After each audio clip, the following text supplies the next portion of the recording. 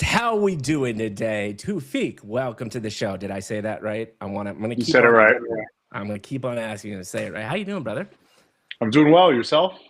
I'm doing freaking fantastic, and I'm so excited for our conversation. I've gone deep on the AI rabbit hole, and I have a lot of people in my network that I already. Well, you met. I think you met Bubble, right? My buddy Bubble Asaf, He my was business buddy. the guy we were just tweeting with. Oh yeah. On Friday, Asaf. I met him. Yeah, Yeah, I met him. Yeah. beautiful human being. Isn't he a beautiful Amazing human guy. being? Yeah. Amazing guy. Yeah. And I've just got a We lot have a of lot of really, connection. yeah, a lot of really genuine people in my network that I think are going to be great. And because you have an amazing mission, I found you because Mikey from Think Agents had been on my podcast and Jesse, and I saw him talking to you, and I was like, dude, this guy seems super interesting. We got to chat, and now we're here. So I'm super pumped about that. Before we get into the famous question, do a little update about myself. The video is live on Twitter now, my man, so you can retweet that whenever you get a chance. For me, I might have 4 podcasts this week, which I'm already exhausted thinking about it, but I absolutely love it. So we have some really cool people coming through. The next guy, he's got a wild story. So he created a tweet about a fake company and AI taking over the world. And this was like 6 months ago. And it was a joke. He's kind of a comedian. And he woke up to like 700,000 likes and a ton of retweets and literally like kind of launched his brand company overnight based off a totally false company that didn't even exist. Like, welcome to the age of social media and AI, people. We're here. So he's going to come on and we're going to have a fantastic conversation. My buddy Adam that I've talked about, so I interviewed him. He's one of the guys, Toufic, that I'll link you up with. Amazing AI governance platform. Governance AI safety is critical.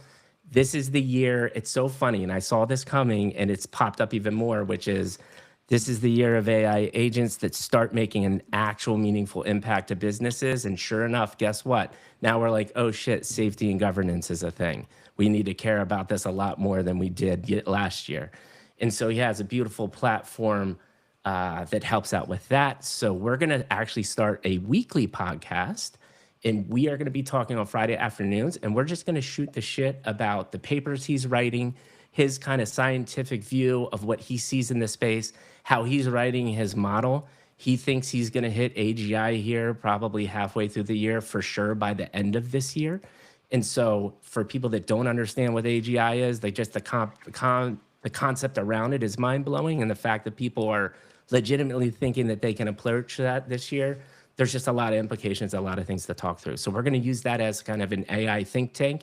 He's building a second kind of incubator to his company that does exactly that. How can we use what we're building in an efficient way to impact what's about to happen to the job market, what's happening to healthcare? How do we make life more beautiful? Exactly why Toufic and I are here to talk about. I cannot wait.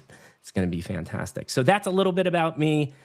We also have another AI app that we're launching, but we'll talk about that later. I'm done talking about myself. I just want to talk about my main man here. With that being said, though, we always want to start off with kind of the intro, the more formal intro.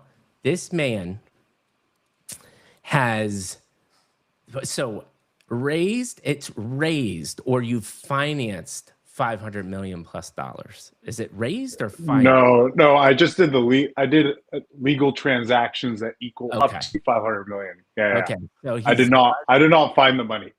Okay. I was gonna say, damn, dude, like, why are you even talking to me? And Oh no, I did not I find do the know money. why. Because people care about human stories. That's why. No, it doesn't matter. I've had many very, very successful people like yourself come through because this matters.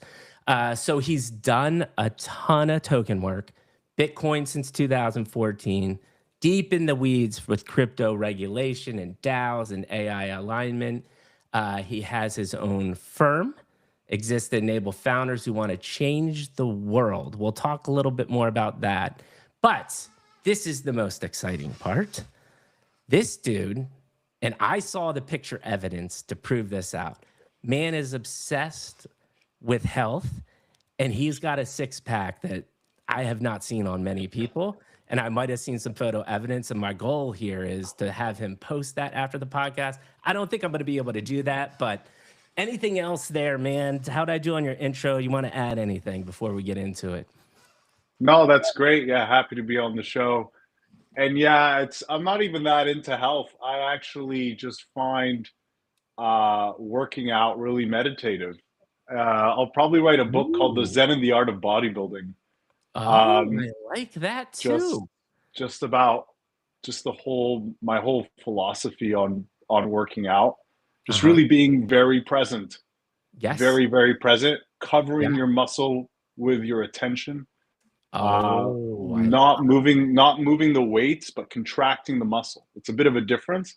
yep. But Yep. once you get into this kind of flow of working out, and let's say you're doing a lat pull down, you're not you're really your mind and your attention is all on the lats, and you're just feeling it contract, expand with kind of a secondary attention on the breath. Um, it's magical, actually. It's my favorite part of my day, and I come out actually feeling not only really refreshed from kind of the endorphins of working out, but I don't look at my phone. I don't text. As Arnold said, that's Mickey Mouse stuff. So if you text in the gym, it's You're Mickey not doing Mouse it stuff. right. Right. Right. No, yeah, Yeah. No, put it but that's down. I just finished this book. Have you heard of Catching Fire? It's all about the flow state and how Silicon Valley tried to embrace it. But it's the same thing. Like when you think about flow state, you think about all these mentalities. What are you ultimately trying to do? You're trying to be insanely present and really focus on at the task at hand.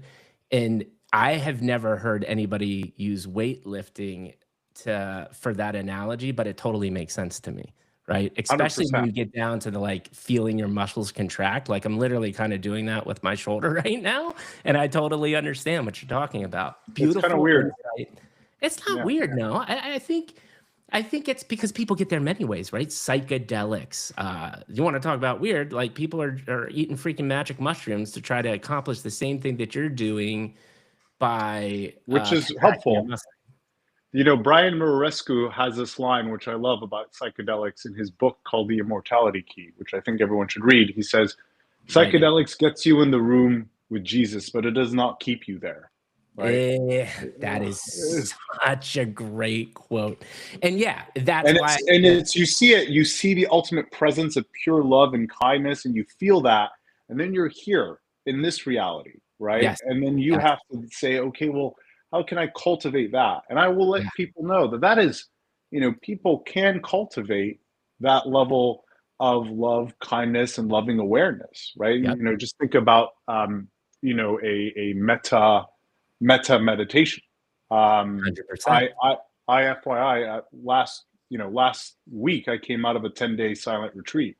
That's Uh, amazing. where on the 10th day we received metta, um, and I was dead sober. It was a very like highly Buddhist and quite kind of hard and very challenging experience. But I was dead sober the whole time. But to actually be able to tap in on the 10th day, to it just lasted a couple of minutes, but to that like love for all beings, and just be able to tap into that was honestly one of the most magical moments that I've had in a really long time. I want to do that, man, because I am firmly convinced. Like it's my bubble, my partner that you talk to. Uh, we both believe this. Like we're all the same organism, man. And it's not going to be more Mm. profound. It will not be more profound and more evident as this technology accelerates. And this Um, is Yeah, and this is my biggest, and one of the things that I really try to harp on, through kind of my work. One of them is how dualism ruins society, right? right. And on top of which, we have currently a system, and that system incentivizes things, right? It Yep. incentivizes certain values in us. Yep. Why can it not incentivize love and kindness? A I'm not even being like 100%. tongue in cheek about it, right? You take Charlie Munger said, you know, show me the incentives and I'll show you the human behavior, right? Yep. Yep. Yep. Take a look around. See what are the incentives. And bas The incentives are greed, right? Limitation, right? Fear. And fear, right? Yeah. And that's by design. Hmm. That's by the system's design. Now, the Mm. system had some really important counter systemic measures to fight against that because Yeah. capitalist economies always had that, right? They always had the power to accumulate huge amounts of wealth in the hands of the very few. Yeah. But you had a countervailing system of Calvinism, right? Where, yes, you had a Protestant work ethic, but you had graciousness, humility, right? Yeah. Giving, Yeah. um, all of which have abdicated. Yeah. These institutions have abdicated in society. Yeah. And right now, all we have left is the accumulation of wealth. Yeah. And our new prophets are not the ones with humility and piousness, but they're the Yeah. ones who have the most dollars in their bank account. Yeah. Yeah. And you That know is what's the beautiful? What's beautiful though is, and I actually do think this is our last chance. This is our last chance. We have a technology that actually fundamentally destroys capitalism in essence of the cost is deflationary if this tech takes hold the right way, right? Look at the cost of creating a VO video a year ago. It's a fraction of the cost. All of this goes to zero. It's a deflationary tech. The question is, do we have the right people to run this? But my point is, right now we're at a crossroads. And the more me and you can step up, because I always say this too, me and you, dude, we're less than 1% of the entire world that one has access to the technology like we do, but two has the network to make meaningful change. And it has become actually a secondary, like I told you, human connection and stories is all that matters to me. But my secondary goal now has been to evangelize how to use AI the right way, because if we do it the right way, unbelievable things can happen. yeah. And I will say very clearly, I don't care about AI. I don't care about blockchain, right? I care about what the technology can spur as a Mhm. social and cultural innovation within us. Yes, That's what I care about, a right? 100%, 100%. Because if we look throughout history, we can see a continuum of facts that technology has spurred social innovation. It has Mhm. changed the way culture is. Every change of culture you have right now, your 8-hour workday, your 5-day work week, that is Yeah, all a derivative of technology. Our 100%. concept of hierarchies, governments, money, and armies are a derivative of the agricultural revolution, and 1,000. so on and so forth, right? Yep. So the question here now is how can we use this moment where we have leverage to be able to change and bend the arc of the way that humanity is moving towards justice, compassion, and harmony with Mother Earth. And if we can at least put those principles within the system, embed them within the system from an initial standpoint, and the AI gives us that opportunity to do so in many, many ways, then I think we can have a situation where we have a society where we're actually encouraging the human values that are really meaningful to us. And people will say, 100%. well, there's many cultures and many people have different preferences, blah, blah, blah. I actually don't care. I don't actually believe in that. There are universal, common values that exist in all humans across time and across culture. And that's being, community, and belonging, Yeah. right? Yeah. And those are the things that we need to be able to emphasize. That's the lowest common denominator. Yep. Yep. I Dude, always go ahead. I use this example just to show folks that it's not that we are going to live in a dystopia, right? It's that we actually are already living in a dystopia, Right. Right. right? Right? Right. Right. And and just to frame my statement that I'm going to make, let's look at my life story for a second. So I grew up in Saudi Arabia and I'm Lebanese originally, right? Oh yeah. So when No. I came, Wait. But hold on. Before we get here, I already know this is going to be an incredible conversation, but you can't not let me say, all right, Toufic, the world famous Mikey G podcast question. How did you get to the seat that you're sitting in today, my man? You already know. Like, all I right, want to know how we got into this beautiful mindset. But then again, remember, This is going to be a recorded podcast. So we have to reiterate the format for people that are new to it. We already got people watching and the people that will listen to this in the future. The world famous Mikey G podcast experience question is, Toufic, how did you get the seat you're sitting in today? Break this down in episode 1, 2, and 3. To reiterate for the audience that is brand new to this, episode 1 is his childhood. We get there through prompting questions like parents, parental figures, what were your mantras, be kind, pay forward, love and kindness, like we've talked about, or vivid memory. Were you a tinkerer? Did you play sports? Couple sentences there and off and go we run. Episode 2 is schooling, professional career. Remember here, though, the prompting questions are, I am deeply interested in your failures and your insights and your lessons learned. This is almost your version of your opportunity to enlighten the world with the things that you've learned. People can believe in them, they cannot, but it's your learned experiences is which I'm really interested in it. And then episode 3 is exactly what you're talking about now. How is AI going to change the future? How do you think about society? What are you currently working on with your firm? And what does the next 3 to 6 months look like? So want to set the stage. You're already off and running, started that childhood. So Lebanese and something else. Go for it. Yeah. So, but yeah, let's put a pin on what I was going to say so we can come back to it later. But yeah, so I was born in Ottawa, Canada, but I grew up in Saudi Arabia, right? Okay. So I moved there when I was 3 years old, and I'm originally Lebanese. So that's my background ethnically. Um, and growing up in Saudi Arabia was interesting because I grew up in a totalitarian state, right? Yeah. Which was extremely repressive against women. My mother couldn't drive. We had religious police at the time.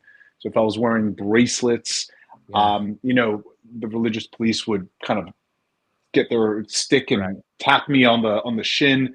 And there was a bunch of stories of that regard.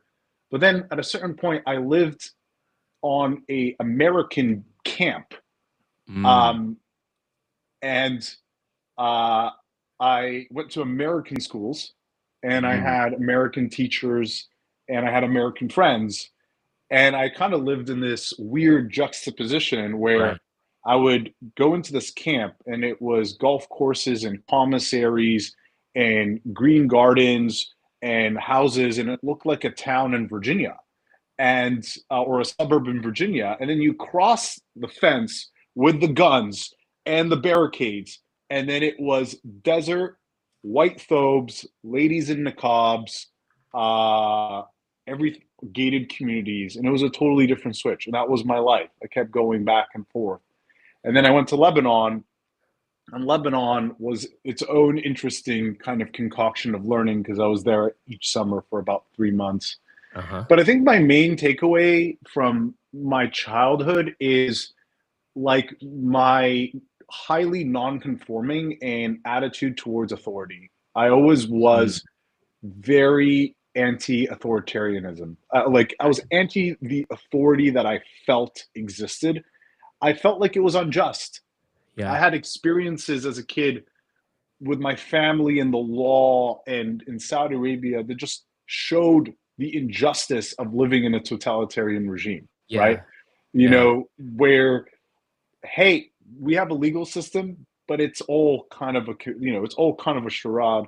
It's Right. just us doing whatever the hell we want. Gives you false And hope, right? yeah, and then we had, in Lebanon, a political system that was during my childhood was kind of puppeteered by the Syrians. And so we had a lot of that experience going on Yeah. there. And I was deeply into politics. I was deeply into politics as a kid. Interesting. I really Because of the injustices you were seeing? Is that was like that well, natural, like being into politics because of that? it first spurred from questions like why? Mm, Like why is this happening? yeah, Why can't my yeah, mom drive? Why is this happening to her? Why are we being stopped by Syrian military in Lebanon? yeah. Why is the currency going from £1 in 1982 to 1,500 pounds in 1990? Like Is just that why do you think that was inherently your inherent curiosity? Did that come learned from your parents, your environment? Where do you think that actually came from?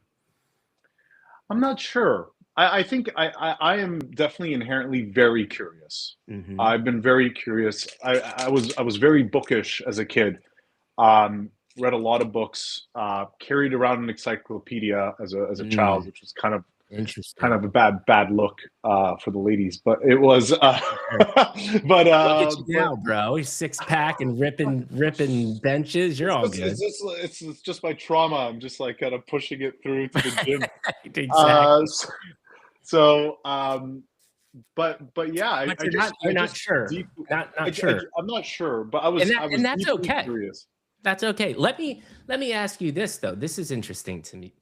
This is what the first thing you said. I immediately sparked like, um, what do you think, reflecting back, the advantages of having this juxtaposition? I'm in small town Virginia. Now I'm in Saudi Arabia.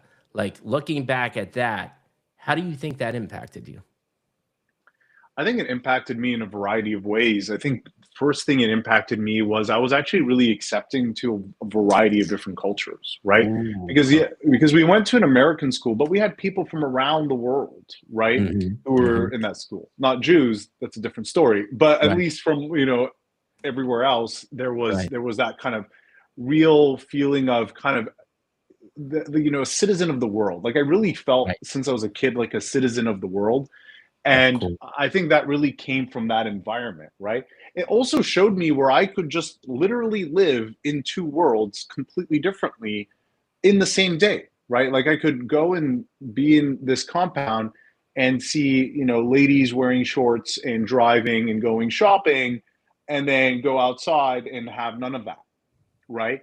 So you almost like it almost kind of like hits you a bit in the face, right? Like the changes and these little micro differences between kind of how the Americans kind of lived and how the Saudi Arabians lived, and it was starkly different, right? And then I also then brought that back with going to Lebanon each summer and seeing how the Lebanese people lived and how much different that was as well. So Right. just like this cultural kind of melange of what I was able to see gave me a lot of insight about how different people are, and it also gave me a lot of insight about kind of just like I really felt a lot of injustice. I felt like a Mm, lot of injustice. I felt like, when Israel bombed Lebanon in 2006, I felt a huge amount of injustice in 1999. That as well. When yeah. we went through the Iraq War, um, you Oh know, yeah. and we saw, we had American fighters over our head all the time. I was scared shitless once. Thought I was gonna die because a B-52 flew over my head, and it was so big and shook the ground so hard that Right. we thought, because remember where we're at, we got scudded by Saddam in 1990 during the Gulf War, right? Mm, So we had bomb shelters in our school, and we had drills. So the memory of the Gulf War was not too far away in 2003. So when I right. felt that B-52 shake the ground, and we all went running for cover, right? But that's that's kind of how that environment was to a certain extent, right? Like it was an interesting environment. Like, I heard fighter jets all the time. All the time I heard fighter jets. So so let me Um, ask you this. This is like being in environments like that, it goes bad a lot, right? And I'm here sitting talking to you, someone who is successful, is talking about love and kindness and how we can make the world a better place. I'm assuming that's multiple events over your life, but more looking back into this, one of the things that comes up time and time again, I'm not, and it doesn't have directly to be from your parents, but feeling love and some type of security when you're at this phase of your life, how important do you think that is? Did you feel that? Did you not? Like, what are your thoughts there?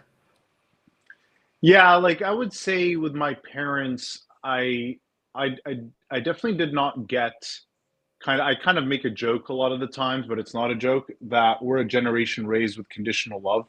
And I very much relate to that, right? Right, And what I right. mean by that is, the love that I received was always quite conditioned. Yeah, Conditioned either on school performance, yeah. on kind of the way that I presented myself externally. Yeah. Yeah. The Lebanese culture, and especially from my dad's side, was very image and reputational oriented. Yeah. So Yeah. that created a lot of shame in me Yeah. about a lot of stuff, and really about religion. I think religion. I grew up in quite a religious Muslim Right. Right. household, Hmm. and the I felt very othered by my essence, by the religion. And to Right. give you an Right. example, it's going to sound fucking weird to a Western audience, but I'm left-handed, and I experienced discrimination as for being left-handed, right? My Wild, parents man. fighting because Yeah. the good angel sits on your right shoulder, and the angel that takes all your bad deeds sits on your left shoulder. So all good deeds need to be done with the right hand, and all bad deeds need to be done with the left hand.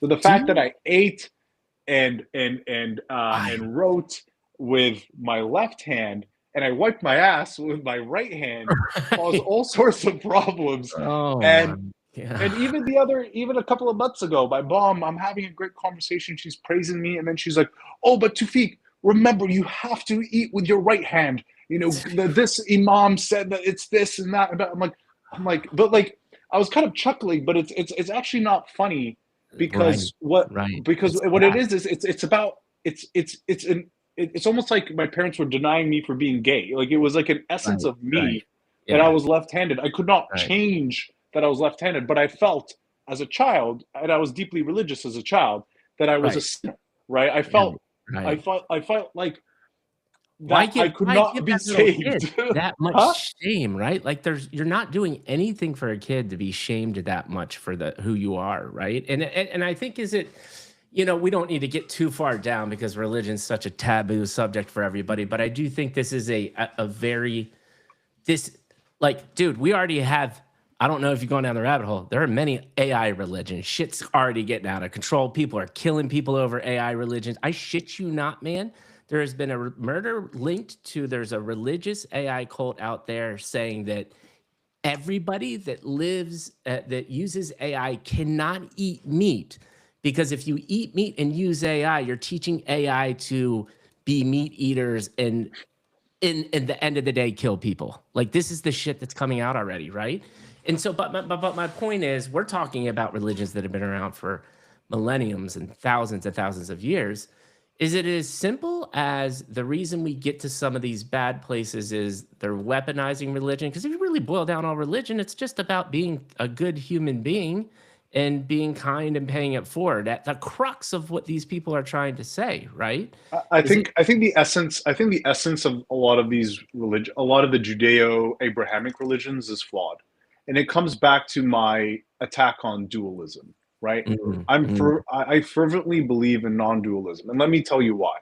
Number one, dualism creates a dichotomy between existence and the self and you. Right? mm, There is a little I that exists somewhere here. Right? Where is the seat of your attention? Who is the thinker of thoughts? Where are they? Right? And that person inherently is is unpure. right. Right? And we have to do all these acts and gests, whether praying 5 times a day or going to the church or going to catechism or whatever else needs to happen, so Yeah. that we can transcend, so we can transcend to purity and become part of God's love. Right? Right. And the ideal is Jesus and Muhammad and Moses. The ideal is perfection. We can never reach perfection. Right? Right. There is no like in different types of cultures or philosophies, the sage is a flawed human. In Stoicism, you had Cato as the sage who was a drunkard, right? Yeah. But you can never reach that ideal. So you are consistently in a act of redemption. You're consistently in this act of redemption. And what does that make you feel? That makes you feel like you are unworthy, Mhm. and you are unworthy of Mhm. all aspects of Mhm. existence, right? Mhm. You are not born perfect. You are born a sinner, right? You are not born and accepting who you are as you are. Right, You right, need to go through all this stuff and rituals and rites and this and that. And right. and these rituals and rites, again, it's not like they're actually assisting you with finding greater purpose. A lot of times it's just like straight submission to a higher power, right? Right. Right. And yeah, you can, there's ways in which that can be beautiful, right? If that higher power is submission to the universe and, ki sera sera and amora fati and all that good stuff. But a lot of times it's taken as us being here and us needing to transcend. And we even feel that with this concept of heaven and hell, right? It's that we need to transcend to the good place, right? Hmm. And not go to the bad place. And it's our deeds that will make us get there, not Yeah. that it's inherently part of us. Right. And Right. dualism is at the crux of every legal, political, and phenomenological decision that we make. Right. Can you The give fact like, that can you just a couple like examples just to clarify that for people? Because it's a for very sure, interesting statement. for sure, you say I have a body, not I am a body. Perfect. Why? Right. Why? And then you have corporal rights to your body. What has these rights on this body? Who Right. owns this right Right. to this body? And then you have the term my. My is a derivative of this little I, right? Yeah. My house, my car, my shirt. And you grow so attached to your Yeah. properties. Yeah. And you go so attached to them that if something happens to them, you get quite upset. And so you Yeah. need this whole legal system that's baseline is built on property to protect all this property and to Right. give us rights and uses and whatnot. Do you think that the shirt that you're wearing knows that it's owned by you? No. No. Your right is not a real right on a shirt. It's the right to deprive everyone else in the world from using that shirt. Right. Right. Right. And Right. Goenkaji, who's a Vipassana teacher, said it well. It's like, you may be walking down the street and your watch falls off and it breaks from your carelessness, and you get so upset. Same watch, same brand, to your friend happens, breaks, and falls on the ground. Right? You chastise him. You need to be more careful. You don't care, right? It's because it's the my. It's Yeah. the my that you Yeah. add before the property. So Right. with that in mind, we are othering everything. Instead of looking at you as a continuation of existence, Hmm. no different than an apple tree, apples, earth peoples, right? Yes. And instead of looking at it in that continuum, we Yeah. are looking at it as a commons to extract, Yeah. a a someone else to exploit, Yeah. and something else to gain to the expense of someone, rather than looking at ourselves as a common collective whole, Oh. which is what non-dualism would allow us to look Yeah. for. And, So and it is in hate. So when people say, we're in the Judeo-Christian goo, and it actually influences the way you view the world, because yeah. you still view the world in the paradigm of having I. Like, you have this little I. Yeah. But I ask you, and this is a line from Sam Harris, but I'll ask you it just for everyone who doesn't know this line. Look for the looker. Yeah. Turn attention upon itself. Yeah. And this is not like some voodoo hocus pocus. This is a test of phenomenology Yeah. that if you look for yourself, the little I, the thinker of thoughts, you cannot find them, because they too are just an appearance in consciousness. Right. Right. Dude. And Beautiful, beautiful insight. And I don't want to, dude, we're going to have many podcasts, to be honest. This is just the beginning. Let's continue the story of how, because again, you're raised in a very religious place. You're seeing little town Virginia and Saudi Arabia. You're being exposed to all of these things. I want to transition into so we've got politics that interests you. You're interested in why the things work. Anything else there, as we're like, let's start getting towards high school and you're starting to think of college, things that are deeply interested. Also, would so love any mantras or things that you still look back, whether it be hard work or things that are still kind of ingrained in you today. So there was, I had a teacher named Ms. Daly. She was the Mm, first Canadian at the school, and she made a lot of big changes for me in the ninth grade in this American school in Saudi Arabia. beautiful. The reason being is because she was the only teacher that told us to call her Ms. and not Mrs. And she didn't have her husband's name, who was also a teacher at the school, Oh, big right? deal. Yeah. Big deal, because remember, I grew up in Saudi Arabia, which was very like machismo kind Right. of Right. like ultra masculine kind of Right. situation. So to have that feminist lens at that early, it just blew my curiosity, like just to hear like just a feminist lens, like from every because just the world I lived in was just so macho that Correct. Right. it was really refreshing. But then I moved to Ottawa, and I went to boarding school. So I went to a boarding school. I went to a really preppy boarding school because my dad worked for Aramco, which ran this company, this camp, and Aramco paid for our boarding school there. I Nice. went to boarding school, so I went to an extremely Anglican, highly conservative boarding school where we had Right. to go to chapel with Right. ties and suits and Wow. whatnot. So that was a whole other experience, and that was very much a culture shock for me on multiple Tell ways. me a little bit about that though, like an insight or two from that, reflecting back of like, obviously it's the culture shock, but again, there's pros and cons to everything.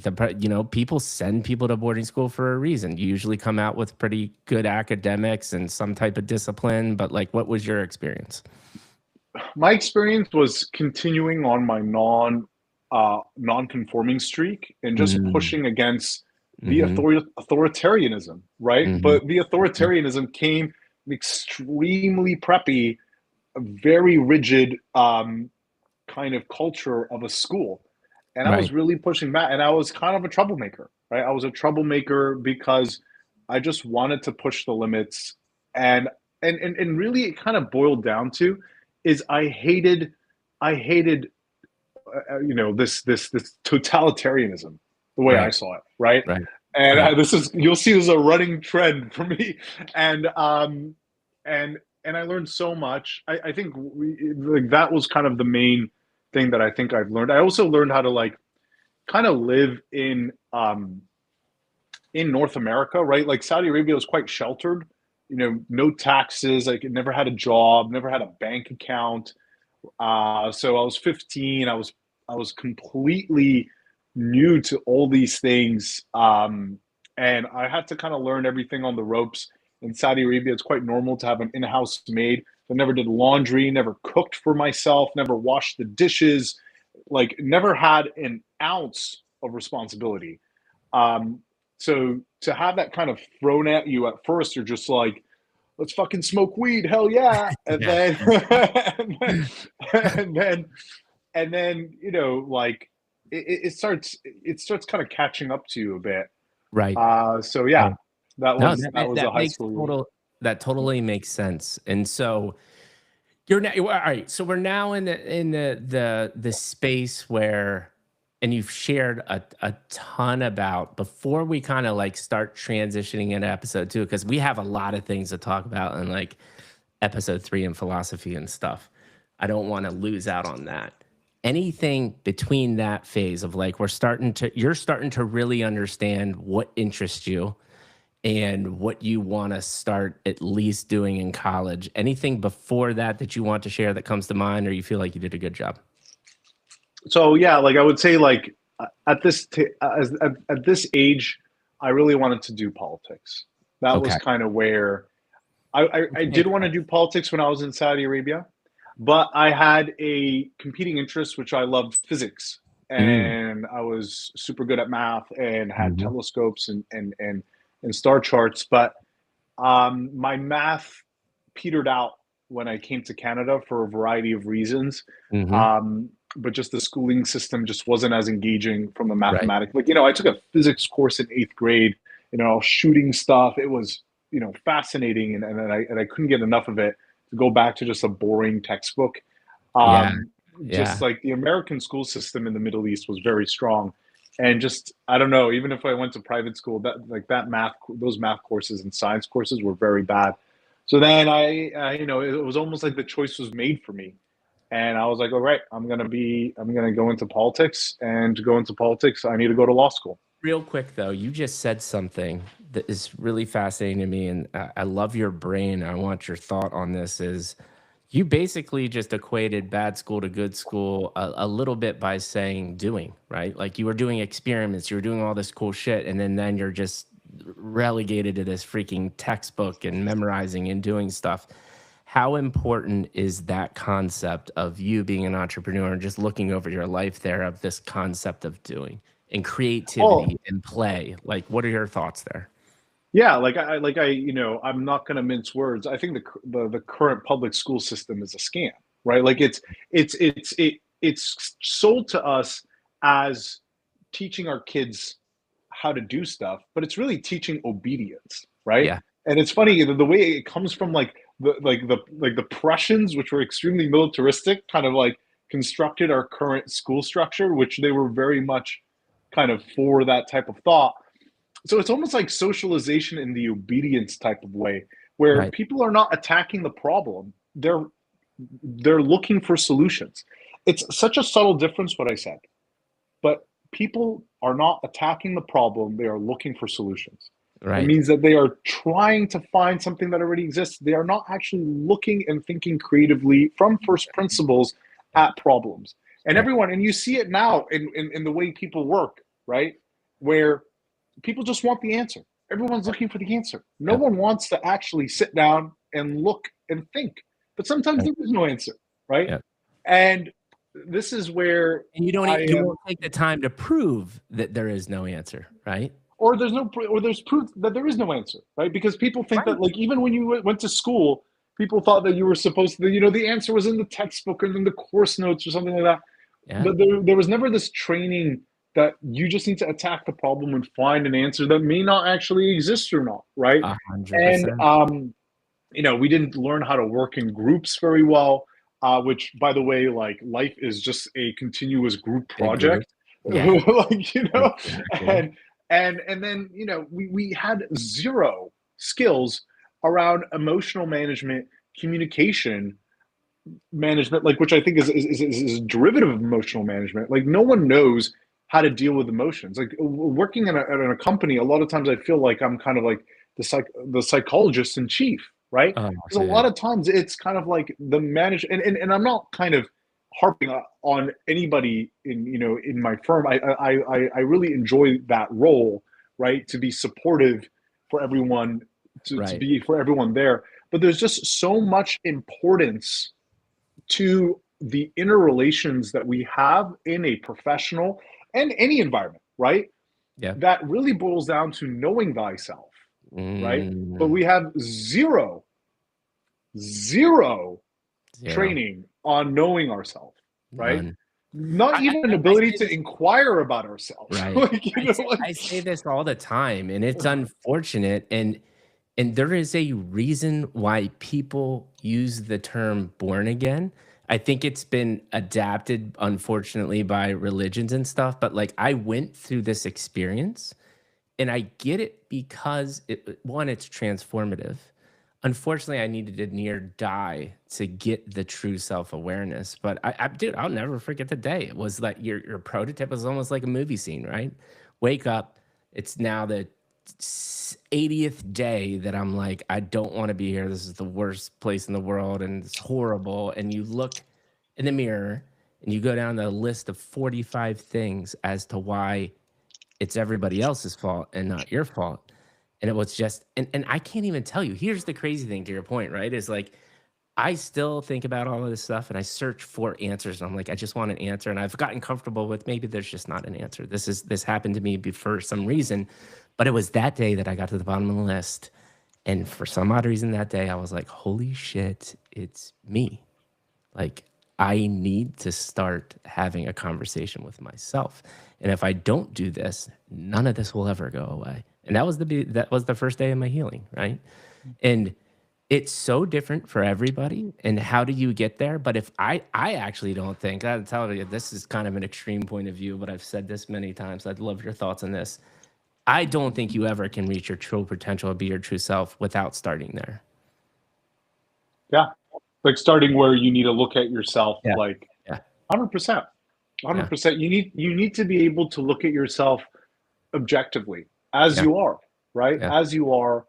And it's a lifelong process and it's a Yeah. lot of work. It's Yeah. a lot of work. Yeah. I came out of retreat, you know, other than the meditation and all the learning that I experienced there, it was the first time that I've ever given to myself just a completely disconnected period of time where I could just process my emotions, Mm. right?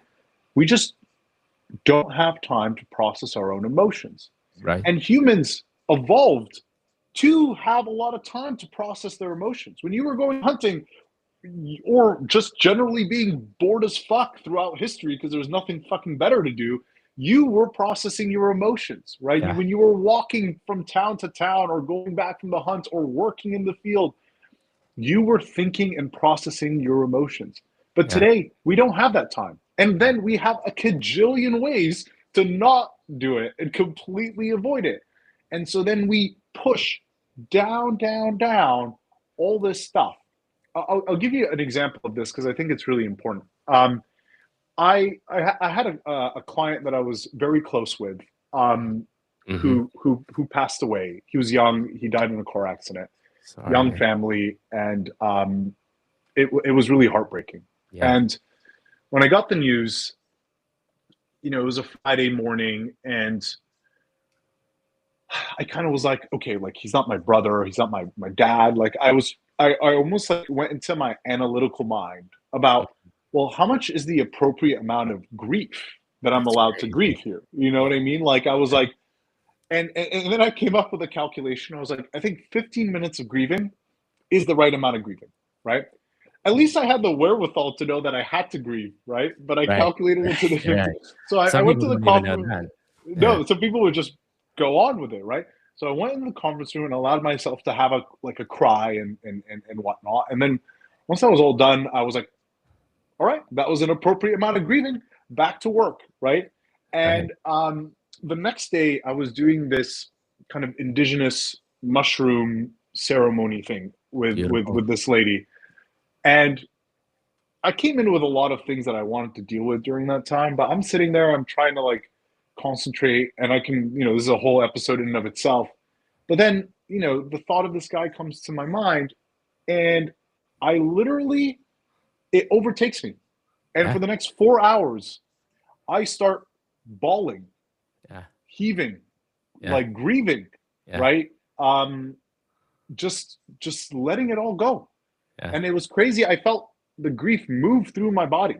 And Oh, and by the way, like this is like indigenous wisdom is so well equipped to handle this one fucking thing. yeah. Like like how to deal with grief. They are Yeah. so good. Like just like all the customs that I was able to witness in front of me while I was going through this was Yeah. really remarkable to Yeah. behold. Yeah. And I took a big shit afterwards, and I was like, I was happy. I was like, I'm done, right? Like then I actually effectively processed that grief. But if I didn't have that occasion, I would have been walking around life with that somewhere in me, Dude. affecting my little micro decisions here and there, Yeah. however it does, right? Yeah. But it's just Dude, a thank case in you. point. Yeah. Thank you for sharing that because you're one of the few people that have shared that story that I can 100% relate to because that was when I was going through that period around too, like about 6 months later, um, my mom said one sentence to me and same thing happened to me, dude, like 5 straight hours, uncontrollable crying. Like I couldn't stop. And it was just this transformative experience that you could feel it like just releasing through your body. And Hmm. I think everybody has maybe not to the severity that we were talking about, but like I don't we just do just such a good job of pushing things so down. Everybody needs to go through these experiences, man. So thank you for sharing that because you're one of the No few people worries. that have actually I can relate to on that level. Yeah, no worries. And I appreciate you sharing. I'm sure you've shared your stories on your Oh, for podcast sure. many a Oh, time, for but sure. yeah, I'm Yeah. happy to hear it, at least on my end the first time. That's beautiful, man. That's beautiful. Okay, so keep on going. so so yeah, like I think we were talking about school, right? And how Right. we have no tools to help us process our emotions. and people just go around life kind of, I would say, moving through it, right? Yeah. And I think it's, and this is kind of back to like my whole mission with the AI and the systems and the cultural change, Right. is when you hear what is the remedy to this problem, right? The remedy of this problem, because no one thinks it's going to come from a systemic changing of the school system, that's, beyond us here. But the remedy for this problem is always then on the individual, right? Right. It's on you. You have to become wise and aware. You have to work on your emotions. You have to do all this stuff. And at the beginning, I was completely on that path. But then I realized something really profound. I realized it's really hard in 2026 to be a moral and ethical person. Oh, It's really, really hard. never been And hard. I think we can come and we can tell people to meditate, eat well, go to the gym, um, be great husbands, fathers, sons, daughters, right? Play sports and do all the gazillion things that you're supposed to do. Um, but the problem is that none of us are sages, right? We're all human and we're all going to fail. And the level of morality and kind of Buddha nature that you need to basically get through this life equanimously Yeah. is is too high, right? Yeah. It's actually too high because it's not going to be accessible to everyone around us, right? Like I'll use an example in my life where I have a grandmother who's sick, and I have a company, and I have obligations to my clients that I take very seriously, responsibilities to my Right. to my colleagues that I take extremely seriously, to my wife, to myself too. Yeah. Um, and I feel consistently that I'm squeezed out of my ability to take care of my grandma, right? Yeah. Yeah. Ability to have that kind of deep connection, that care, tapping into that wavelength of care allows you Yeah. to just enrich your relationship with someone that you love. And I feel bad. I feel bad, but then it's like, oh, this client really needs this thing really urgently. And my wife, I haven't taken her out on a date on 3 weeks, and she's been really patient. And but grandma's not going to complain because she had a stroke and she's mute. But Yeah. I know that I need to show up there. Yeah. And and and this moment that I brought up with my grandmother is experienced, I am sure, multiple times by thousands, if not millions, of people in the United States currently. Oh, And 100%. I and kind of my call to this change is, it does not need to be this hard to be moral. It No. does not need to this hard to be a good person. We all want it to a certain extent to be Yeah. that person, but it Yeah. doesn't need to be this hard. And Yeah. and to drive this point home, Sam Harris is another example because he had the same thought, which I really liked, which is, let's say you want to do the ethical thing and you want to buy a Tesla, Right. right? But then you realize that Tesla mines rare earth minerals for their batteries that are covered with blood, Yeah. right? And have 100%. slaves like basically mining these things. So Yep. then you're here as a consumer in an ethical dilemma, right?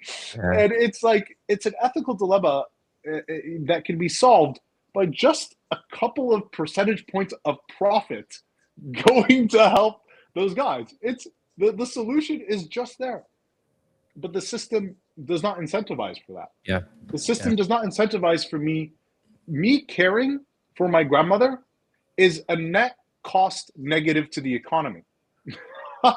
Right? Dude, If you think dude, about that it, that if, is that is literally the conversations that people can't like they can't wrap their head around that brain too, right?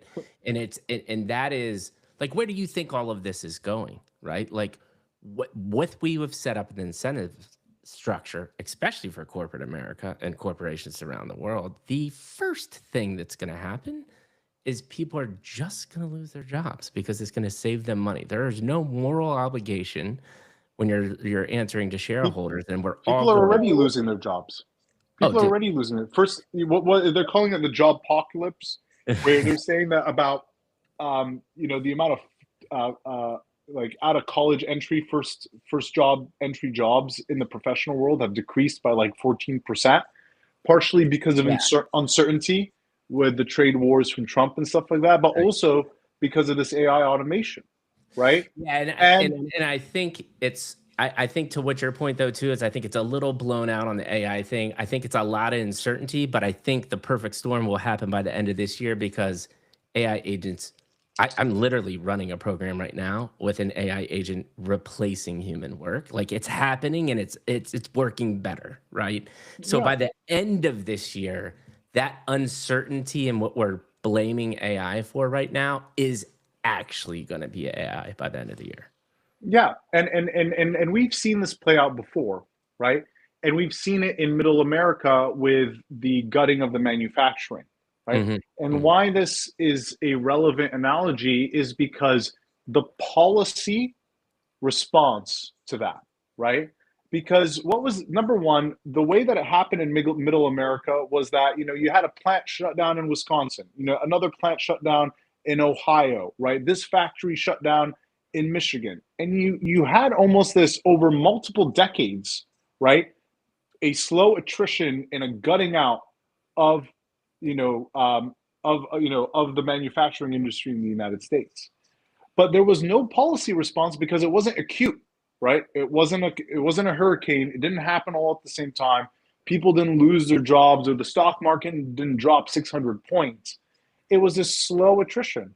And the powers that be would say what they're saying to us now is that, yes, there will be some losses, the regular econ dogma, which is, yes, there will be some losses, but overall, the economy will grow. And they're right, right? Yeah, They're right. The economy did grow. it's And we gonna got grow. Google and Apple and all the seven sisters, and a huge amount of wealth came to the cities of America. But you know what they didn't? You know what the economy doesn't register? You know what GDP does not count for?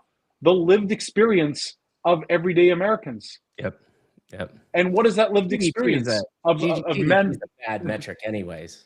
Like, Well, but you can throw any metric that any leader from an economic standpoint is looking at, right, from right. productivity to innovation to Mhm, GDP per capita to unemployment yeah, rate or whatever else is these top line metrics.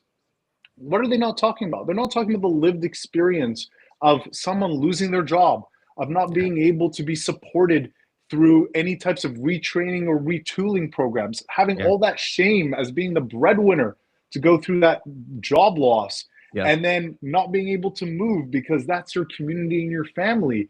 And yep, next thing you know, you get injured and you get hooked on fentanyl, and or not fentanyl, you get hooked on painkillers, right? yeah, yeah, And now we have an opioid crisis based upon the sadness, yeah, right? Based upon the sadness that was a result of this manufacturing gut. And what I 100%. worry about now is that if we don't have a kind of like a clash moment where enough jobs drop in many industries simultaneously, I fear that we may have a similar kind of situation where we have, maybe the graphic designers lose their job, and oh, no one listens to them, and maybe the job, the headhunters lose their job, and no one listens to them, and then slowly but surely you have a professional class that gets gutted out, and that humans are just outside of the loop of the modern economy without having a corresponding value transfer back to us. So insanely polarized human being. Actually can't stand the man most of the time myself, but he did say something interesting.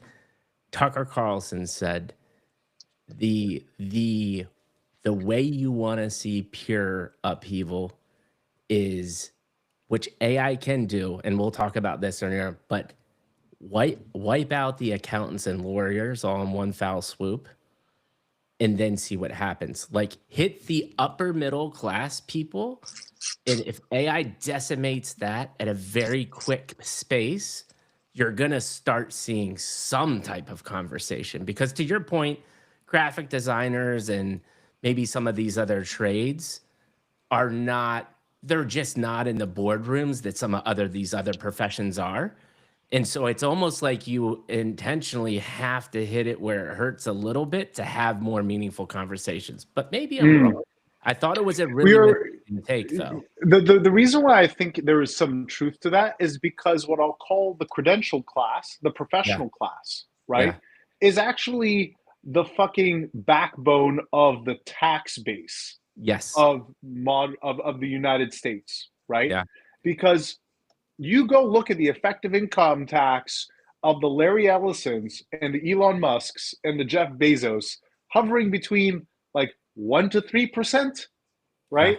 It is the folks that make salary, that have very high salaries in, high cost of living areas, which are effectively the tax base of the United States, right? yeah. Because they're And not taking advantage of the business tax. They're paying the full 30 to 40%, whatever this well, how can you? crazy Because tax. it's taxed on the income, right? Right, Like you right. can't unincome tax your income, right? And Well, even if you because the people at the top that own businesses understand the game and the write-offs and all the loopholes and the different things. I'm saying, to your point, you're absolutely right, and why I think it's an interesting comment is they aren't the business people, but they're making a shit ton of money and th're paying all of their income tax, which is a large portion of money.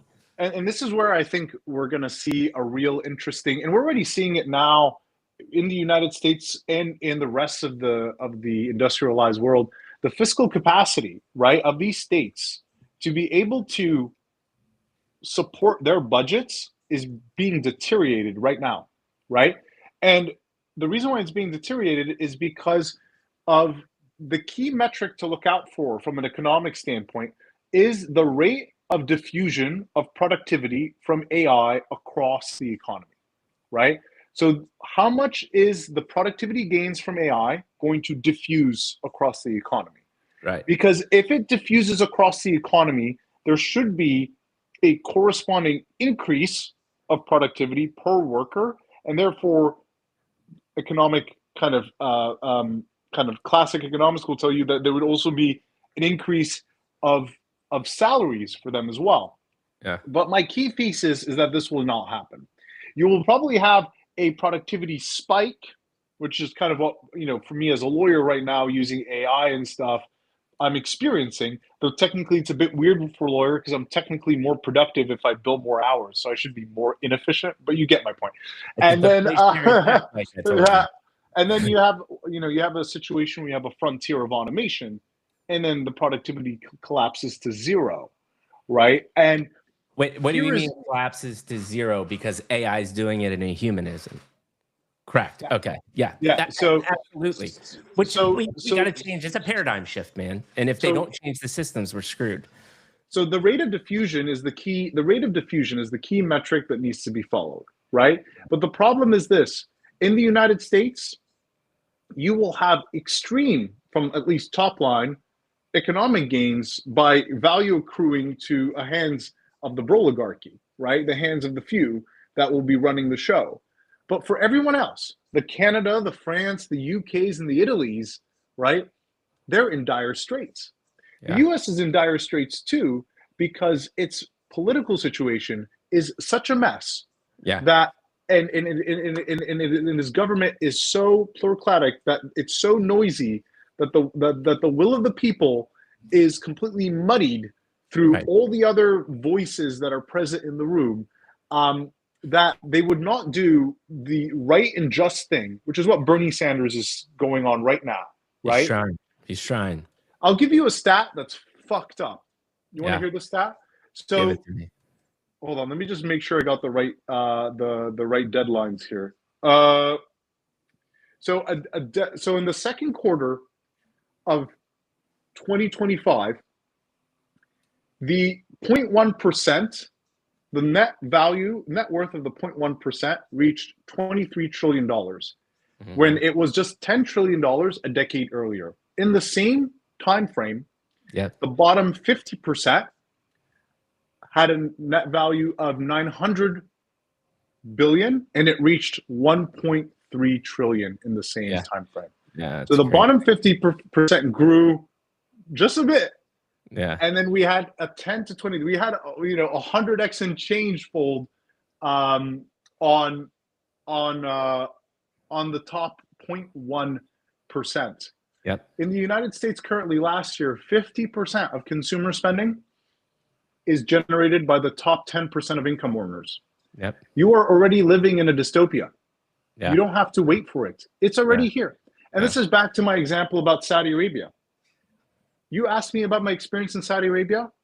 What I just tell you, you'd be like, man, that sounds like a dystopian world. What I just explained to you. Mm-hmm. But it was a regular life for me. Yeah. I didn't, you know what I mean? I played in the park. I went to school. I had friends. I had sleepovers and lunches and played baseball and soccer and all the other things that you experienced too. My life in the day to day was the same as yours. Yeah. But there was a key difference. And that's what I'm trying to tell folks now. It's not dystopia in the future, it's dystopia right now, right? Yeah. And the fact that, you know, we need to kind of set up and wake up that your loneliness is not okay, right? Your lack of money and, you know, impoverishedness is not okay. The amount of friends that you don't have is not okay. The amount of sex that you don't have with your partner or the amount of dates that you don't go to is not okay. All these stats show us that we have a crisis of meaning and a crisis of community and a crisis of belonging. The most important 100%. things for that are universal human values. Yeah. And if we do not kind of look right now and not think that dystopia is in the future, it's, you know, we have time. We actually don't. If an alien anthropologist came to Earth right now and saw that you lived in like isolated with no friends, right? Which now, you know, 13, you know, what's the stat? Like 18% of Americans report that they have zero friends, right? Yeah. Which was up from like 3% in 1990, right? Wild, bro. If you go and you go through that experience where you look at how little we are dating, you know, how little folks are going and having, you know, mating, how little you are nourishing and generating meaningful connections, and how much more anxious your children are and how much more stressed they are, right? Oh, And you bro. look at all these top lines, and there's tons, you can list them out. If an alien anthropologist looked at this, they would say, we are all living in our own we have all created our own captive prisons to ourselves, Yeah. and which is completely untethered to the nature of what humans are. You know what you Dystopia just is did? now. You just gave the greatest thesis as to why the Mikey G podcast experience is needed more than ever, right? You're just 100%. You're just propping me up, brother. I love every second of it. Hey, let's do this. This has been an incredible conversation already. I do not want to miss on, because I love your mind, man. You got a beautiful mind. You've got so much to say about so many different things. Like I said, we could make our own podcast series, just me and you. Like we might have to hit this up once a month and it's the Toufic and Mikey rant, and we're just gonna start talking about things. Let's do episode 2, but I really want to get to like your AI, and we've set this stage about the bad things, but also the potential. I want to, in episode 3, I really want to talk about the potential and what excites you and what you're thinking about. But before we get there, take me chronologically, like pretty quickly, on you were in politics, you went to college, and then you started getting into the working career. You have your own firm now. But remember, the major chunk of this part is 2 to 3 complete failures or complete aha moments or insights that really helped you progress along to where you currently are now at this intersection of what you're doing in AI and thinking about how do we rework this entire system. Okay.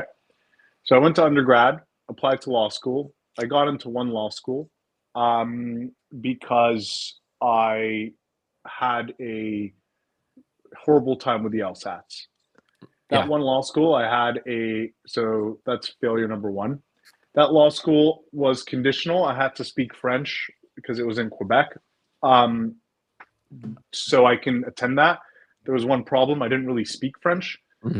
So then I did a year of French so that I can get the level of certification needed to take law school in French. Wow. I then proceeded to take law school in French, which was very challenging. I was basically translating the textbooks on Google. We didn't have the image in those days. And so because of that, I had really bad grades. Um, Went to try to apply to jobs in the legal career, applied to about 50, 60 jobs in a bunch of law firms, got zero interviews, Uh-huh. um, got zero callbacks, many denials. Um, Ended up working for a tier Z strip mall law firm. Basically, lady only hired me because she thought I was hot, sexually harassed me verbally in the call, in the meeting that we were there. That was just to set the stage to the Right. verbal abuse that I would receive throughout my tenure as a art and cleaning student there, and where I was paid $350 a week, which was under minimum wage during that period of time. I entered into the law world and felt like I was in backwards land. I felt like Mhm. I felt like I had entered into a time machine and went back to 1990.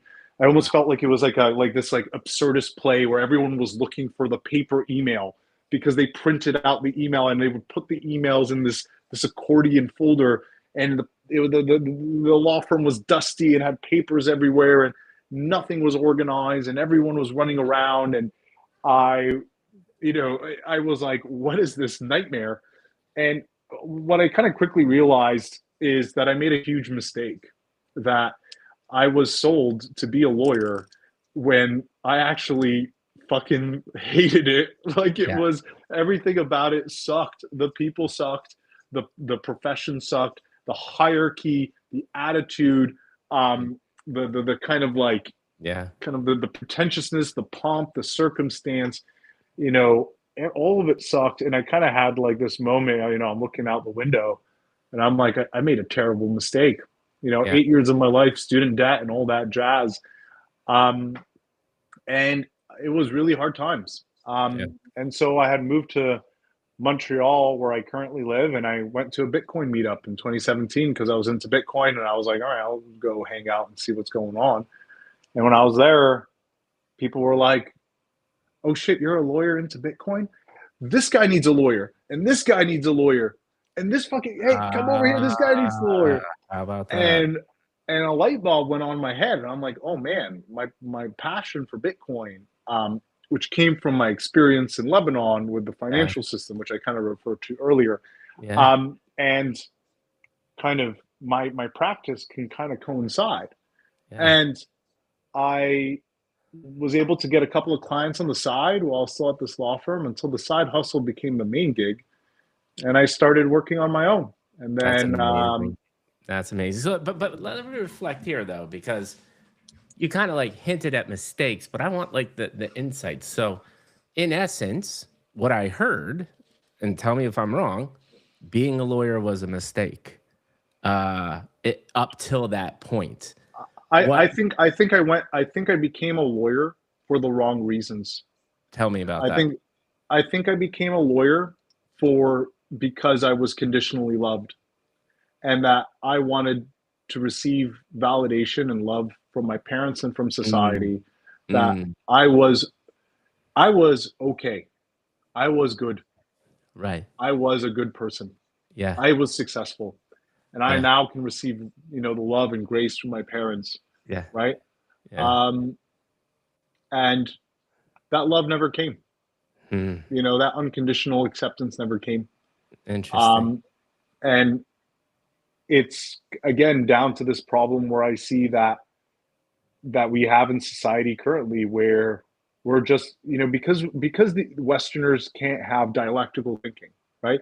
You can't love, accept, and and accept yourself or others as they are perfectly in this moment, and also strive lightly for something, right, without attachment.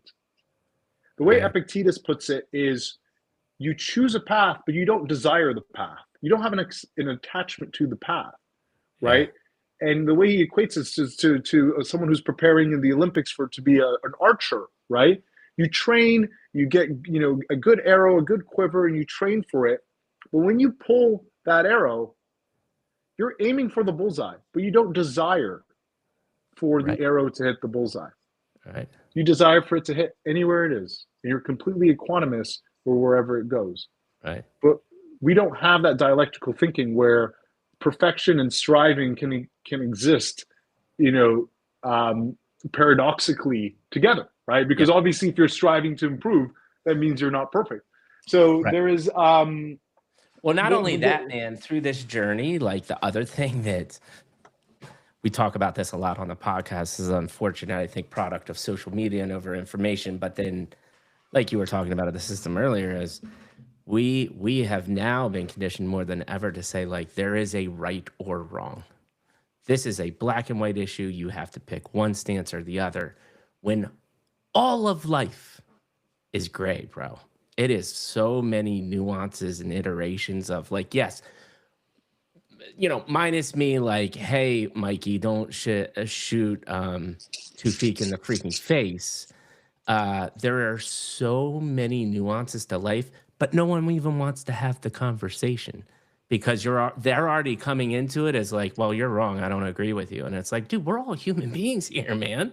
We're just trying to work through this together. Like, how is this difficult?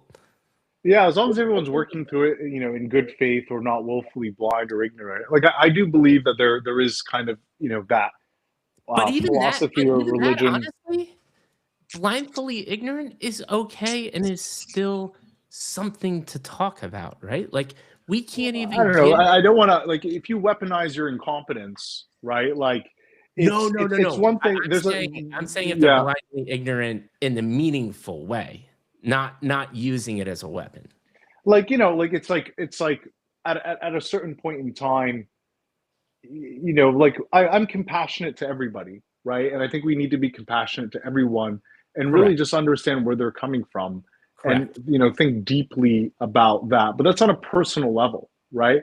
From a societal level, we have to work and live in a society. And I think having, you know, some sort of objective, like it doesn't need to be objective in the sense that it like exists, in God, but it can be maybe intersubjective is the better word. Intersubjective, agreed upon moral compass that we can all work together on, right? Yeah. Because if I'm out here thinking X and you're thinking Y, then it's going to be it's going to be challenging for us to cooperate together, right? Correct. And and what I worry is that it's not what I worry, but like what has happened really is that we had a bunch of parents who didn't know themselves, right? Who then, because they didn't know any better, because their parents didn't know themselves. Right. And you can see, especially in my case, where you can see the trauma that you pass down from grandparent to Oh yeah. parent Oh to yeah. you, right? And Uh, you see these patterns of behavior that exist for generations in your family, and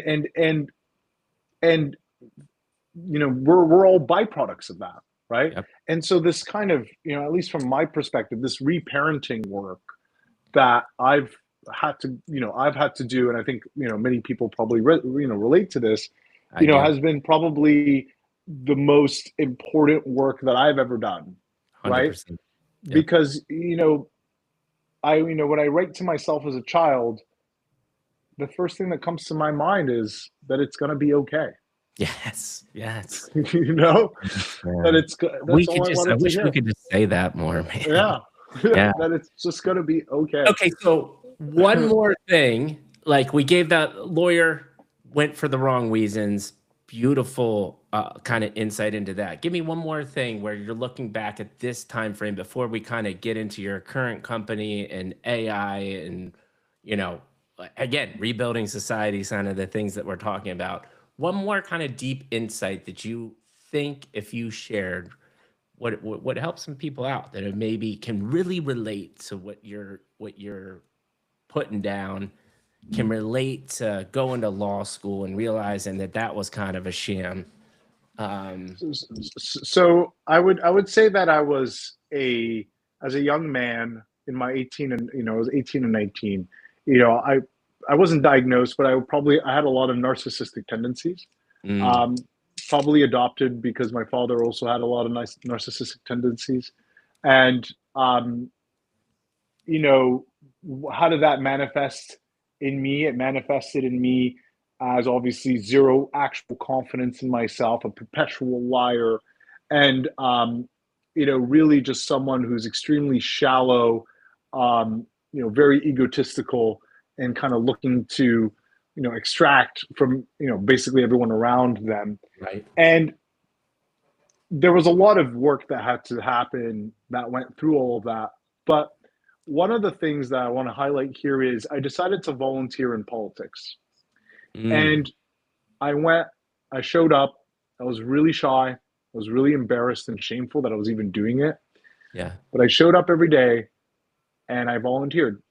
And over time, I was, over the span of 8 years that I worked in politics, I, was able to get to like basically, an elected position at the top of the Young Liberals, which is kind of like I was in the executive committee of the Young Democrats on a national level Yeah. in Canada. And, but there was actually so much confidence that I built from just going and knocking on doors, picking up phone calls, helping guys get elected. And I just went from a kid who had accomplished nothing and lied that he accomplished a million things because he was so ashamed that he was kind of a useless rut to society, Mhm. Mhm. um, to something that I could hold my head high on. Where I got when I was leaving politics, we got rolled out at the Congress after the 2015 election, which we won, where I was in charge of the youth, get out the vote for the youth campaign, and we had the largest amount of 18 to 24-year-olds vote ever, right, for the candidate. And they wheeled us out and they said how the Young Liberals won the election. And to go from someone with no confidence, knocking on doors, making phone calls, eating pizza, to in front of 1,000 people, whatever, getting that applause was, I felt like I worked hard and accomplished something meaningful that changed the world. And the And reason why I say it changed the world, because one of the things I was meditating on every day of the election was that Justin Trudeau was going to allow 35,000 Syrian refugees, which was part of a policy initiative that I had internally at the party, to come to Canada. And I said, if Justin Trudeau got elected and we can bring 35,000 Syrian refugees, all of which I see me in, because oh yeah. one border change here, one parental change there, I could have been a Syrian refugee, right? Right. Like I saw myself in each and every one of those children. And to Yeah. be able to affect and change 35,000 lives in that manner, like the amount of deep joy and gratitude and Yeah. fulfillment that I got from that, like Pretty amazing. it's pretty amazing. So like what I would say to anybody, like if you're down and you just don't know what to do in life, it's like, honest to goodness, why don't you give? Why don't you give? Why don't you give and give goodwill? Because what you will see is the moment that you give goodwill, either it can be in politics, in the soup kitchen, in a homeless, whatever you want to do. If you give and you help out, you will find that the amount of positive vibrations that you get back from that, right? Not only in the act itself, but over time Yeah. will nourish and fulfill your life, for the better. So like I always say never resist a giving inclination. Yeah. Dude, that was beautiful. And it was beautifully put, man. Beautiful. All right, let's do this, man. We're getting to episode 3. Let's talk about what you're currently doing. What excites you about the opportunities? Because we have talked a lot about how things are messed up. And let's talk about why do you get up in the morning? What drives you? What gets you amped? So give us first, before we get there, just give us a breakdown of what you're currently doing, what you're working on. So, in my practice as a lawyer, I work a lot with DAOs, right? I work with crypto companies in general, but most of my focus and research are really on DAOs, and I have several DAO clients here. One of the interesting parts about DAOs is that they're actually a little petri dish of experiments in governance innovation, right? Right. And I think one of my theses is that we actually need governance innovation to be able to build a governance structure that can be applied to AI, Yep. based on the fact that laws are intersubjective realities, right? They exist in our collective heads.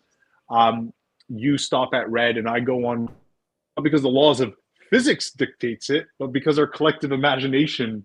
dictates it, right? But you cannot apply human laws directly on AI.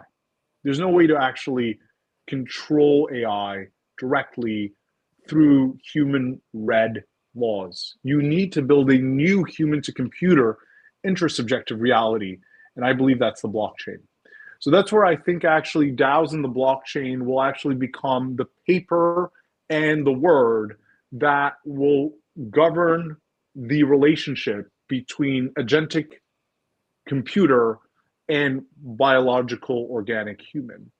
And so this adds an extremely interesting take to my work here because actually I think it's almost vital and necessary for you know for potential existence on Earth. And I want to caveat this because I don't want to come off sounding too heroic here. Is I also just literally don't know if what I just said is accurate. But the way I'm looking at it is if there is a 5, 10, 15% chance that what I said was accurate, right? Right. And that this is the actual thing that may bend humanity, the work that I do right now, may bend the arc of humanity 1 to 2 degrees in the right direction, right? Yeah. And that is a life Worth worth. living. That's a life worth thinking. That's a risk worth thinking. For me, that's a life worth investing in, Yeah. right? Yeah. Because like I don't know, but I want to give it a shot, and for us to be in the running with this viable option, if it is a viable option, and because if it is a viable option, then we need to adopt it now, right? And we need to invest in it now. And the problem is that no one's talking about this. No What I one. just said, Bernie's nobody, trying, like you said, Bernie's nobody's trying, talking but about no this. one's talking about it. No one's talking about it because what we need is back to my alien anthropologist example, right? We're all living in this dystopia. We need to snap our fingers and ask ourselves, what is the social existence that we want to currently live in, right? And for me, it's really one of being a human in connection and in community with one another, right? Yeah. Where the way that we care and nourish one another is the meaning of our life, right? Taking care taking care of my grandmother has made me close, and she's mute because she had a stroke, has brought me closer to her than I've ever had before because I've had the act of needing to care for another human being. I could have delegated that. I could have gotten a lady to take care of her in that fashion. But the act of care, the wavelength of care that we're able to tap into, which here in our current society, we're so fucked up that you actually delegate the care of your children to schools so you can make more money for the economy rather than the other way around, right? Where the And work needs to so, be delegated so you can take care of your kids. And the same with your elderly or whatever. So dude, it's, let me add on to this real quick because yeah, I want to drive this home to this point home, and I think you'll appreciate this. I sold my very expensive Bay Area home because my in-laws were retiring in San Diego, and uh, they could have been here and they could have been fine. They could have had like the greatest retirement. I don't know. But they were thinking about moving, and more than anything else, like it's a big house, right? And then now it's just the two of them that are retiring, and so they put out the option to come down and be in a generational home, and we did it. And I will tell you this, dude, game changer. The people I shit you not, I get comments out in public about my 2-year-old son because they're so blown away. This dude can already count to 10. He sings, he talks fluently, like full freaking sentences, man.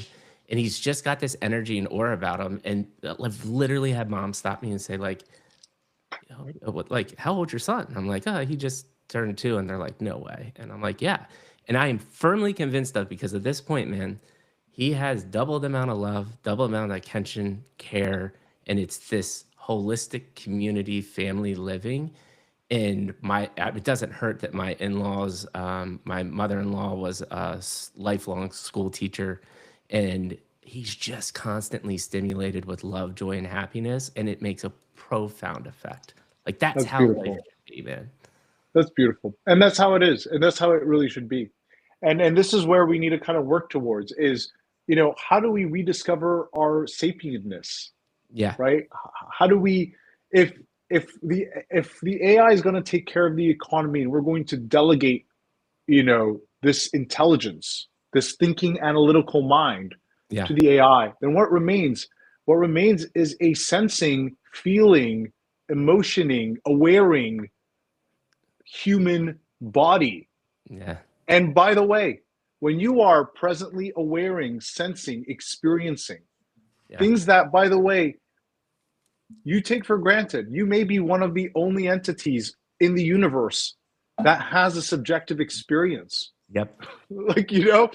like It's huge. just like just the fact that you even see me, right? The fact, like, I'll give you an example. Like, the AI can learn everything it wants about the color red, but it cannot experience the color red. And in reality, all you need to know about the color red is by looking at it and Yeah. experiencing it. Yeah. And that's the power of humans. You have an information system, your body, that you don't tap into. You think everything happens here. It does not. You have the craziest thing when I was meditating in my meditation retreat, I was doing a Vipassana meditation, right? So I'm doing these body scans, right? I'm doing body scans for about 10 hours a day. I'm Yeah. doing these body scans and I would scan a sensation, let's say here, and the most fucking random memory just pops into my brain. Like it was wild. Like I was like, what? Like a random alleyway in Madrid that I was there like 3 years ago? Yeah, man. Like, and it's just how you think that you think here. But that's a dualistic approach. Yeah. Yeah. You think here, Yeah. Yeah. right? All of here.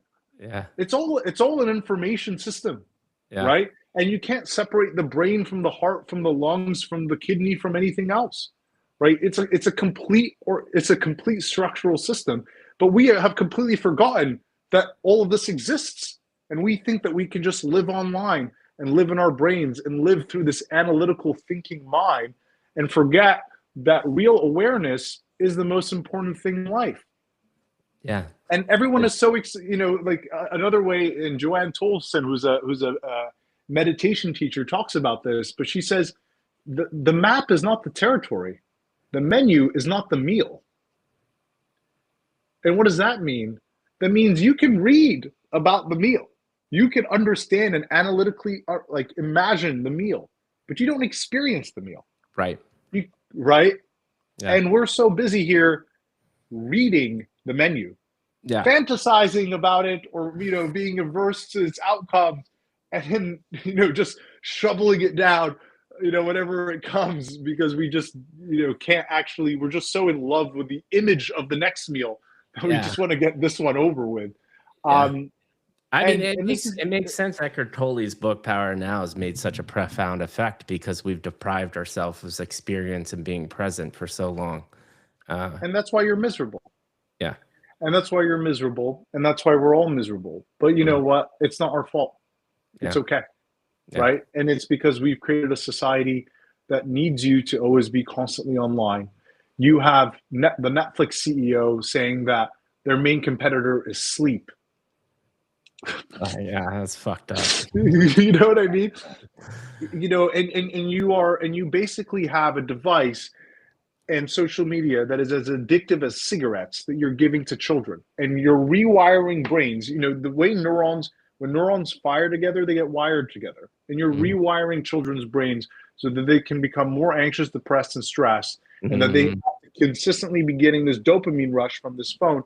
And you ask, we are setting ourselves up all for failure. And what needs to happen is that we need to have a recalibration. And I think that recalibration comes from the economy. The economy needs to get delegated, because that is Tell the me more. essence. Well, that's the essence of all the trauma, Yeah. right? The essence of all the trauma you experience is the fact that you have to sell your subjective awareness for X amount of hours a day so that you can exist from a sustained biological level. Right.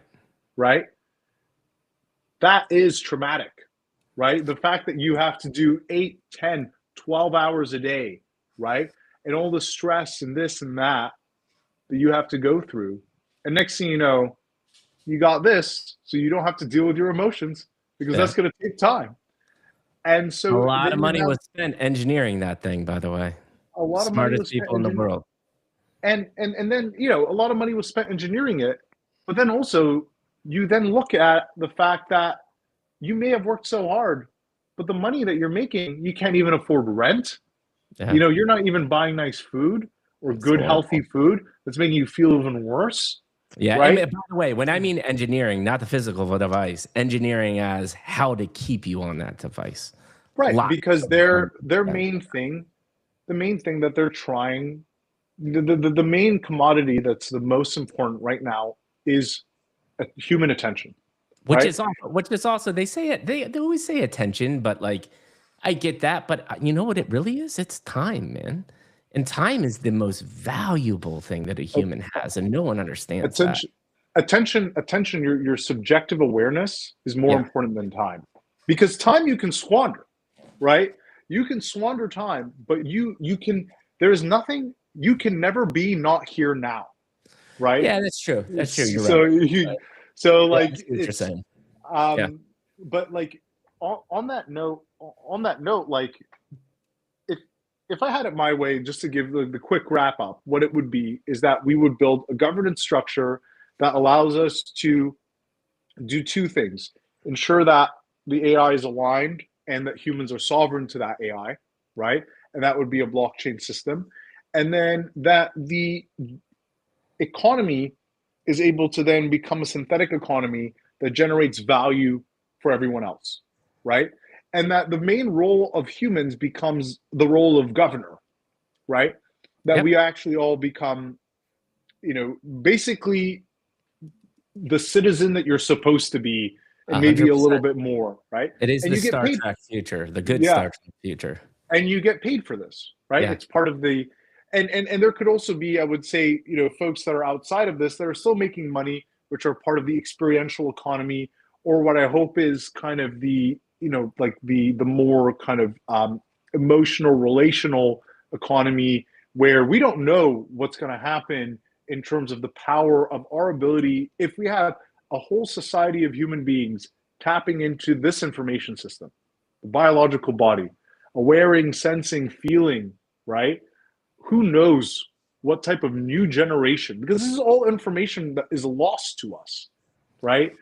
We Yep. all don't tap it. We're so here with this little eye behind our heads, moving our bodies like this, like he has the gears, that we're so obsessed with this little guy here that we've completely forgotten about all of this. So I think there's going to be a huge new economy that bursts out that is very much based upon the Yeah. comparative advantage that humans will have. And so Dude. you have kind of this kind of like dual structured role where we're partially governors and then we're partially, setting up this economy of this relational economy, as I Yeah. sometimes call it. And yeah, like I said on Mike Anderson's podcast, I think in 1,000 years, the AI, my hope was that we get to be kind of petty gods and goddesses, similar to the pantheon of the Greeks, Right. and Right. Earth is like Mount Olympus, and the AI tells these stories about our petty squabbles and, oh, this guy fought this guy's brother did this, and he flew too Yeah. close to the sun, and all these funny squabbles. Um, and we just live on our Mount Olympus, which is Earth, and they have these huge myths about us as they That's so roam around the funny. universe. Yeah, so I want to be cognizant of time. We've been talking for like an hour and 40 minutes, and I feel like we've barely scratched the surface.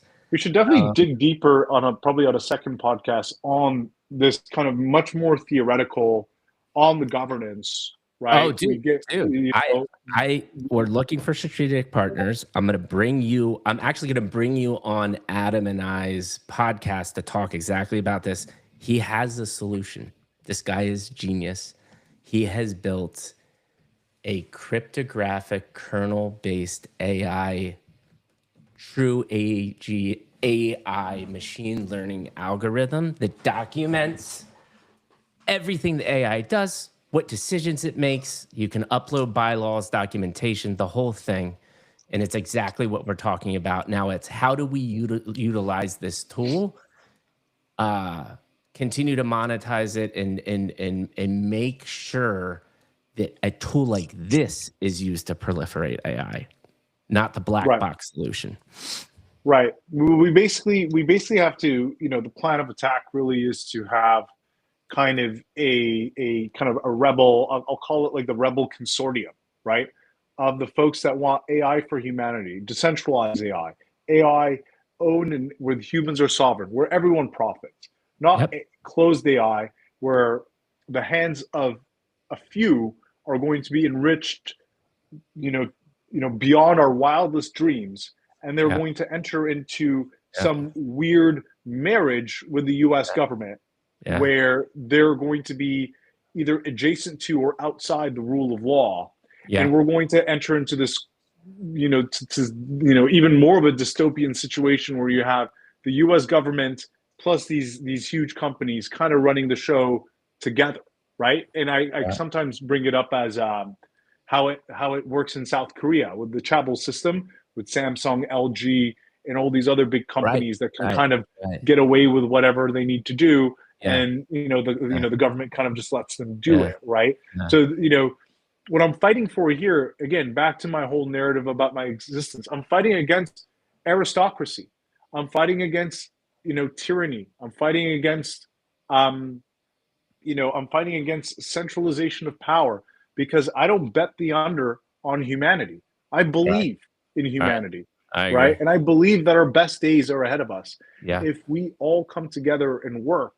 But the problem, but this is where the Rebel Alliance has to come in, build a product together that is comparable to the production models of the closed AI models. But we have one caveat: your data, you're going to be paid for it. Governance, you're going to be paid for it, right? Yeah. And you're not going to be paid some token amount like Spotify pays its artists. No, you're going to be paid fucking well, right? Yeah. And Yeah, that's how and you get then universal high income, like Elon and says. But and then you uh, grow out. You yeah, grow out from there, yeah, right? But again, yeah, provided that it's owned, because if it's yeah, them who's giving you the UBI, in 1,000, in 100 years, 50 years, 25 years, they can take it because they are outside yeah, of a yeah, democratic rule of law based yeah, system where there's yeah. checks and balances on these people, Yeah, have you right? read? Do you know Emad and Yeah, the the last intelligence? economy. Yeah, did you Yeah, read that?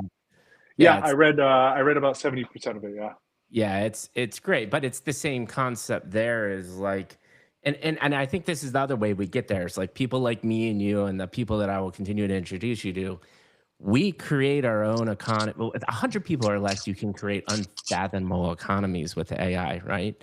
We understand how that systems works through DAO, through blockchain, and then we go tell the next 100 people, and we go tell the next 100 people, and this proliferates worldwide. And if you do that mm, enough times, you can't stop it. And at the mm, point where you have two people right now, there will be a person, one person with AI, create $1 billion company. God forbid you get 100 or less, or whatever that, whatever the research says. It's like after 50 people, it kind of goes out of control, whatever that number is. You take that amount of people or less, you create a whole country economy, and then you do it the right way with the right systems and keep on going, man. It is mm. doable. And we're going to It's do it doable. together. It's doable. So, It's just super hard, and probabilistically speaking, it's we're on the other side of winning.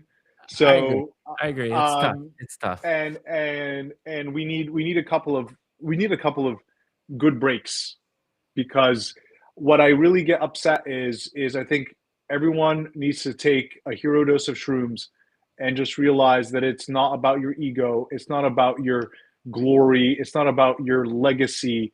It's not about any of that, right? It is about what is the most pro-human decision that you can make right now. Because Right. if we keep squabbling over our own egos and legacies, and I'm supposed to do this, and I'm supposed to save the day, no rebel group has ever won if they didn't work together. Yep. Nobody. 100%. 100%. So let's do this. Just take it from Star Wars. Yeah. Yeah. 100%. So two last questions. I ask a question for every guest to kind of wind down. I'll give you my closing comments. But before I ask that last question, give me the next 3 to 6 months of Toufic's life. What are you concentrating on? What are you really spending your time thinking about and tackling? So thing number one is, we have a new US practice with a bunch of US lawyers. So excited to kind of be able to use legal services to advance the adoption of blockchains in the US and help kind of mission driven founders there. So very excited to be able to do that because unfortunately we are still in this capitalist system and we need to make money to be able to solve the world's problems.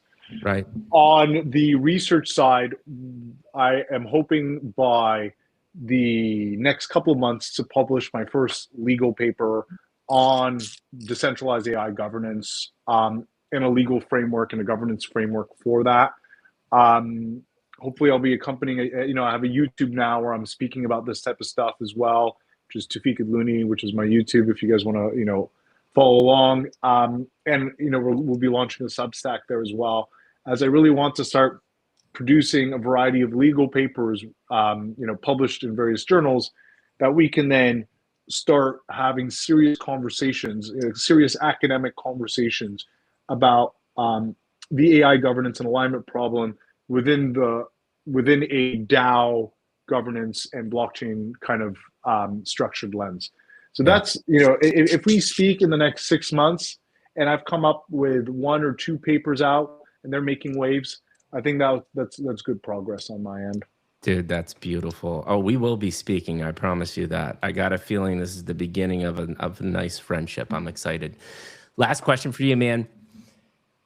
So if someone were to ask you what it was like to be on a Mikey G podcast experience, what would you say, my friend?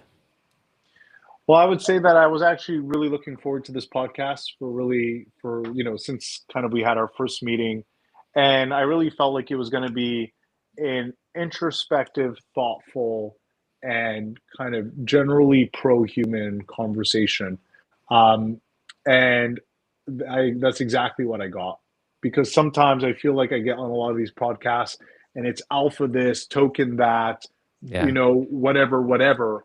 And I just honestly don't give a damn. Yeah. and Same. and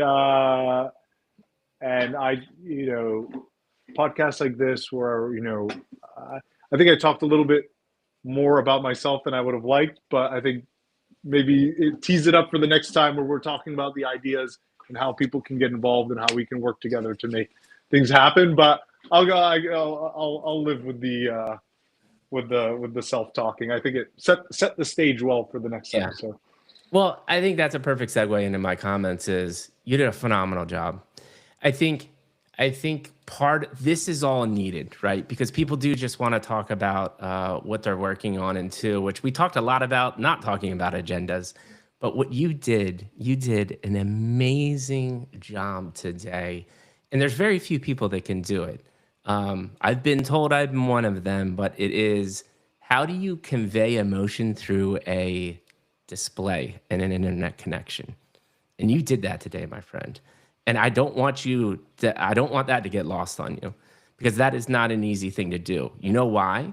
Because it comes truly from what we were talking about there halfway through, is just, that is the special part of a human, is if you believe in something, if you have conviction, if you have these emotions, but then understand how to portray them in an interesting way, which you do, you can literally feel it. I could feel it coming through the screen, your genuinity, your excitement, who you are as a human being. And this is the hard work, and this is the stuff that people need to hear about. And then that then in turns puts you in someone I want to follow, someone I want to be led by, someone I want to listen to, someone that has interesting thoughts and makes me and challenges myself, right? Someone I want to work with. I cannot wait to continue to have conversations to introduce you to the people. Like what you're saying is literally what we're cooking up, and we have the infrastructure and the solutions with your beautiful mind. That is how we change the world. And we only got there by starting from square one or zero, really. We started from zero, right? And your vulnerability also is not lost on me. Not one, you actually, thank you for the feedback, because what you said is exactly that's my only goal, is to get a response like you had on this guy. I'm 100%, baby. I am 100%. Everyone is giving that feedback. That is the only goal that the fact that I was able to get you to share those things means to me that you felt comfortable, that I gave you an inviting platform to have real conversations, because if we don't do this, we are completely screwed, like you said. And then you just gave me an hour and 50 minutes of your time, man. You've married, you've got sick, family, you've got a whole company, and you gave it to me, Mikey G, and that is not lost on me either. So I just want to thank you from the bottom of my heart for all your beautiful thoughts, your beautiful mind, your emotions, your excitement, all of the things that came through today. I actually am the one that should be the most grateful, because I got to learn from you today. I get to learn every podcast, and I learned a lot. And we're both going to be better for this. So thank you, man. Thank you from the bottom I of my heart. appreciate it, man. And I appreciate for you creating this and cultivating this space. It's a Thanks, special man. space Yeah. that you're able to cultivate, where folks can come on and feel, ability to kind of share their story and their thoughts in the way that is near and dear to them. So yeah, man. Absolutely. Appreciate what you do too. Thanks again. And with that, just if you hold on 1 minute after I hang up, we'll get next steps. But with that being said, for all live people, we had people tuning in the entire time. We appreciate you so freaking much. An hour and 51 minutes. Toufic and Mikey G, love you all, and we're out.